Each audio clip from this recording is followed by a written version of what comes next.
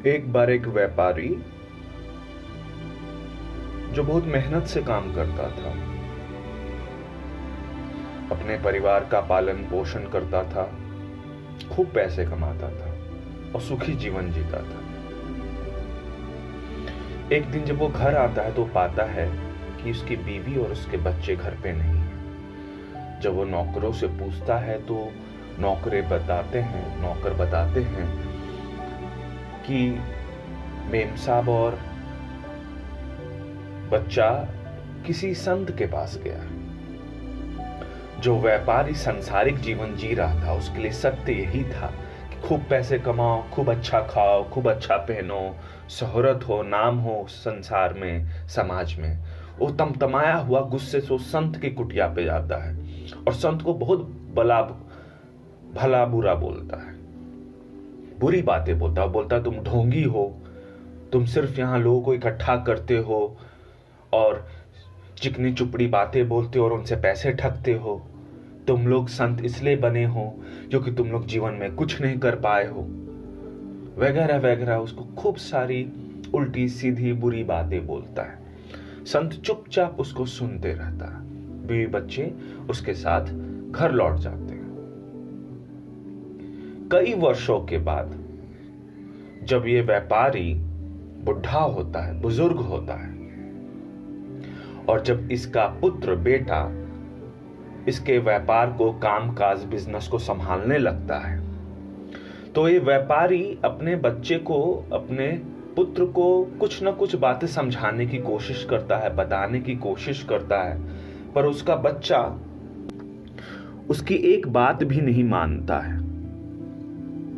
पहले तो अपने पिता उस व्यापारी की बातों को काटता है। जब पिता उसे और समझाने की कोशिश करता है, थोड़ा जोर डालता है, तो वो अपने पिता को आंखें दिखाता है।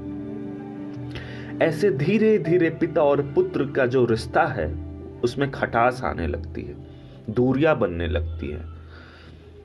पिता एक दिन बैठ के सोचता है कि मैंने ये सब कुछ, सारा पैसा कमाया हुआ, ये सारी मेहनत, ये सारा धन दौलत, ये पूरा जीवन मैंने जो भी बिताया, और सिर्फ इसके लिए ही तो, अपने पुत्र परिवार के लिए तो मैंने किया।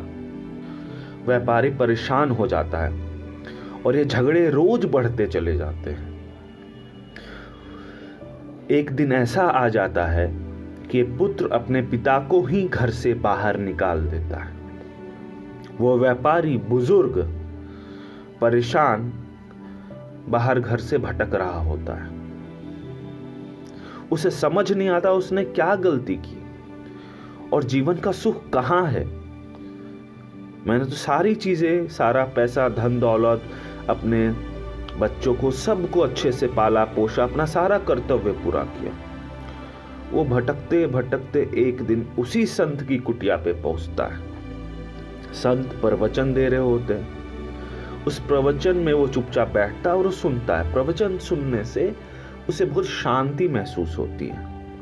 प्रवचन खत्म होने के बाद वो उसी संत के पास जाता और पैरों में गिर जाता है और बोलता है, हे संत, मुझे क्षमा कर दीजिए, मैंने आपका दिल दुखाया है, मैंने पाप किया है। संत उसे सामने खड़ा करके सामने बिठाते और बोलते, तुमने ऐसा कब किया? मुझे तो कुछ भी याद नहीं।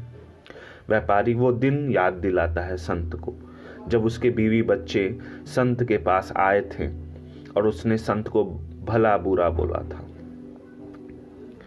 संत को ये बातें याद भी नहीं होती। वो व्यापारी से पूछता है, अच्छा तुम बताओ, तुम यहाँ क्यों आए हो? तुम तो ये सब नहीं मानते, इसमें भरोसा नहीं रखते। व्यापारी अपनी सारी आप बीती बात संत के सामने रखता है और रोने लगता है। वो बोलता है, हे संत, हे महाराज, मुझे शांति दीजिए, इस सब से छुटकारा दीजिए। मुझे ऐसा लगता है जैसे मैंने पूरा जीवन ही अपना व्यर्थ व्यतीत किया है। संत व्यापारी से बोलते, जब तुम पिता होते हो तो एक पिता का व्यक्तित्व धर्म निभाते हो। जब तुम व्यापारी होते हो तो व्यापारी का व्यक्तित्व और धर्म निभाते हो। उसी प्रकार जब तुम पति होते हो, उसी प्रकार जब समाज में अलग अलग तरह के व्यक्तित्व और धर्म तुम निभाते हो, तो उन व्यक्तित्व, उन धर्मों को निभाते समय तुम्हें एक ओहदा मिलता है, तुम्हारी अपेक्षाएं होती हैं, तुम अपने हिसाब से सारी चीजों को घटित कराना चाहते हो।